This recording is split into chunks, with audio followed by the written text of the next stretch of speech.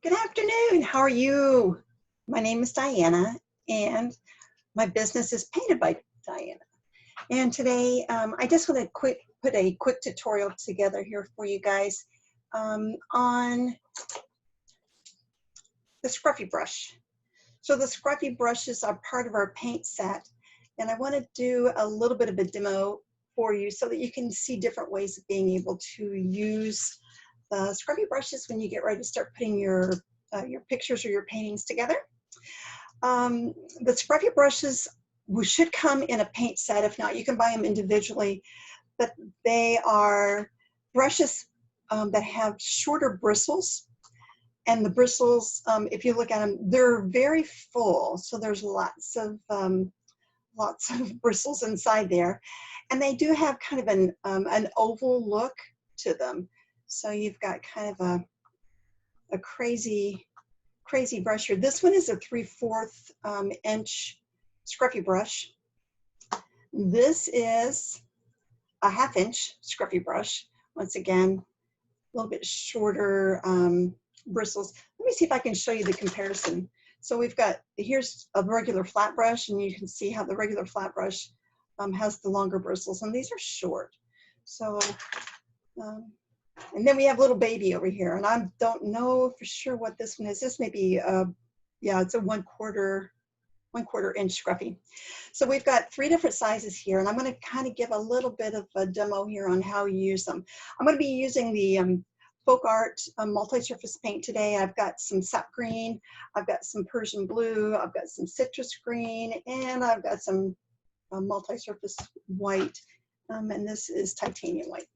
So one of the ways that you use the Scruffy brush is to kind of do some fill-in behind your project that you're painting. So if you want to try to do, if you're painting flowers and leaves, you definitely can use your Scruffy brush to kind of give you a little bit of fill. I'm going to show you here.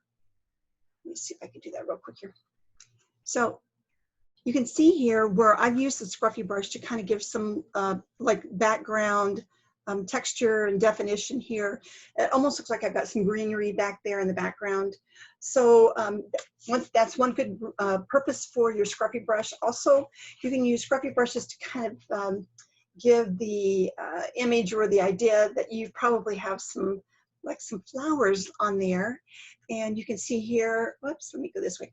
So you can see here where we've put the blue in and made it look like maybe some wisteria or something. You can't really specifically tell what that is, but with the colors that we've got there, it does show that there's a little bit of a difference there, and it's part of the flower pattern. So let me move my camera back down. We're going to pick up a Scruffy brush, do this really quick tutorial for you. Hopefully you'll walk away with a little bit of information here. So I'm going to start with my big brush and my paint palette here. I've got some white, I've got the Persian blue, I've got the citrus green, and the green sap here. So I'm going to take the big brush though, and we're going to go 1/2 into the white and 1/2 into the Persian blue, and then I'm going to pounce. You can hear me pouncing hard, moving that paint inside those bristles. So hope you can see my brush there. White on one side, blue on the other. Let me go back and grab a little bit more paint. Once again, moving that paint into the bristles. So we're squishing it down. We're actually moving those bristles out, and we're putting the paint down inside the bristles. So on my black paper, hope you can see this. I'm going to start with the white to the top. So when I get ready to do the painting, white will be on the top. You've got the blue on the bottom. And when we get ready to do the painting, just like on this, you've got the white to the top, the dark blue on the bottom, and then in between is that blend of that really, really pretty blue shade. So it kind of gives you a double load, but you've got the blend in between. One thing you don't want to do with the Scruffy brush is to go over your paint multiple times. You want to make sure you do it right, do it good, and then get on with the next project. If you go over it too many times, it gets muddy, and then you don't get that cool definition. So the way that we do the, like the wisteria or maybe the background colors is we're going to make like a tornado. So I'm going to go on my paper, I'm going to make like a top, like a funnel shape. So you're going to go to the top, and then you're going to kind of work your brush down so you've got a little tail that kind of trails. So let's try that and see if we can get it right here for you. So I'm going to start the top, pouncing. You see that? We've got a lot of white. We've got that blend in there. And we've also got the cool blue in between. I'm going to go back here just a little bit, add a little bit more blue.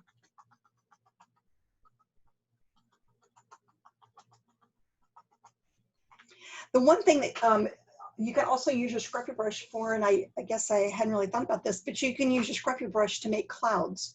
So if you're doing some type of a scenery and you want some really full, fluffy clouds, you can always use your brush for that too. Let's do this again. We're going to do one more on here, a different direction. Let me go back in here and get some paint for you. And this time we're going to take it the other direction. So we're going to go this direction with the tail coming off this way. And we're going to do the top. And so you've got that, the cool shades there from the pouncing and the paint within the bristles. So you've got it all set there. I'm going to put that aside. You always want to make sure you put your brushes into water. You don't want them to set out because you don't want that paint to dry inside the bristles. It ruins your brushes. And then let's do something really crazy. We're going to do a daisy stroke. A daisy stroke's really simple, and this is kind of the idea of how to use your Scruffy Brush for the background view with flowers layered on top of it. So if I grab my Scruffy Brush, I'm going to wet it down just a little bit. Let me dab the water off. And I'm going to go into the white. But I also want to pick up a little bit of the citrus green. So we're going to double load the brush. You see how I've got the double load here. And this double load technique is Donna Dewberry's one-stroke painting technique. So you're doing your highlighting and your shadows all together in one stroke. So what I'm going to do, I'm going to start at the top. I'm going to make a 12 o'clock stroke. We're going to start from the outside, and I've got the white to the out, and I'm going to pull it in. So we're going to go to the outside. Let's go here. Outside, and you're on your chisel. Chisel means you're right up on top of the bristles without any pressure. Then I'm going to scrunch it down. You see how I pushed it down like I'm mopping the floor? And pull it toward me, and as I pull it, I'm going to ease up on that pressure. So you get down to the very tip of that petal. I'm going to go back and pick up some more paint. Let's go to the 6 o'clock position here. Start to the outside. Once again, whites to the back, or to the outside, and the greens to the inside, because I'm going to be pulling and trailing the white behind me. It's going to be the more dominant color.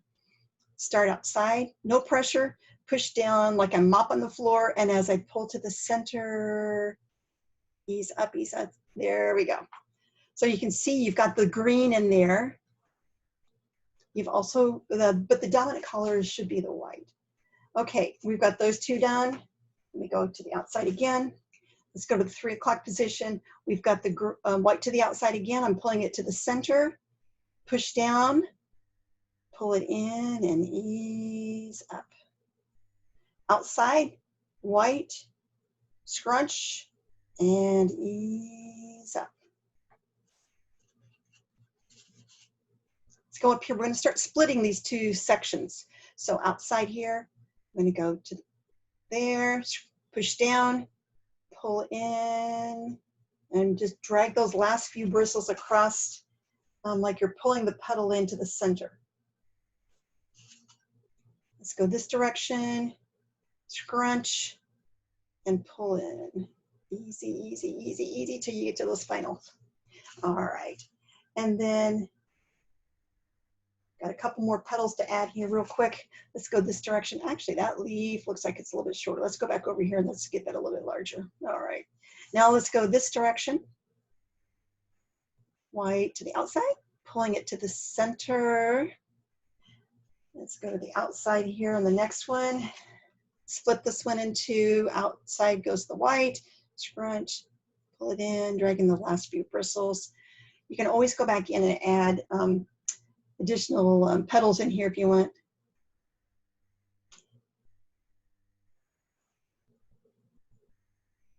Sometimes when I do this, I actually make it look like I've got a petal that may be falling off. So I've got a petal there falling off. Let's go ahead and split these with a little bit more. Quickly, and oh, that looks pretty good. Let's do maybe one little one here. Now, the cool thing is, remember, we put this, we put the image of the wisteria behind there with the white and the blue. We've added the daisy on top with a flat brush. The thing is, though, when you get that finished, what do you have to do to the center of the daisy? You've got to pounce the center. You've got to do the inside. And I'm going to go ahead, I'm going to add some crazy blue with a little bit of citrus green. Let's see what happens here when I put these two together.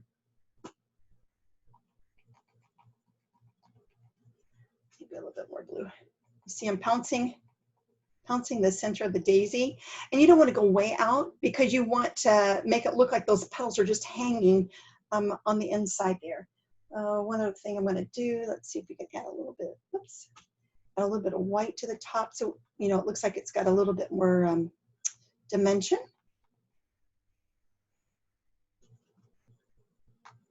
We can add some center dots to our daisy. And one more thing. Let's put a little white. And you should make, let this dry before you start doing the different layers.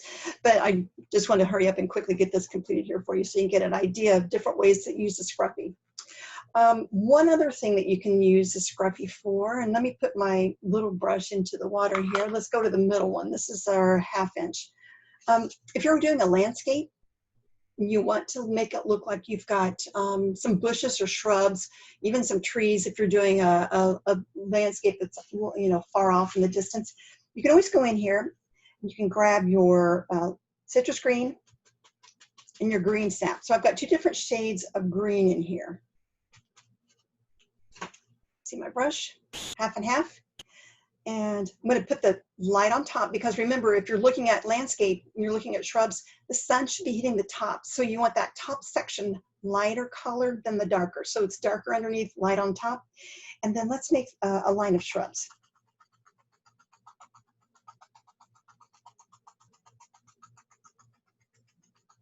And if I really wanted to make this a little bit more detailed, I would add just a tip of white. And you can, this is like triple loading your brush, I guess. So I'm going to go back and make sure I've got the dark underneath. But we can actually make it look like it's got different types of greenery in there. Let me dab a little bit more white on there. Some layers in there. And just bring this on out. And of course, once we kind of get a landscape put together, you can always put a path in here, and you can always highlight with a Scruffy one side of the path to make it look like you've got a little bit more. But anyway, there's multiple different ways to be able to use this Scruffy. And honestly, it's the easiest way to take up space as you're painting your picture, you're painting your pumpkins, even your fabric, whatever you want to paint. Using your Scruffy brush will definitely help you to fill in that space between and always making things look like they're layered and more realistic. So I hope you enjoyed this today. Please, I'm going to switch back up here to the top. If you like this, don't forget to comment. I'm going to post this on my personal site, on my business site. And I will put a picture of my picture that we did. So just the sample that we did today for you, so you can get a little bit better look at what we've completed today. And don't forget, please like my page, follow me.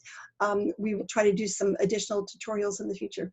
Thanks so much for watching. Have a great one. Bye-bye.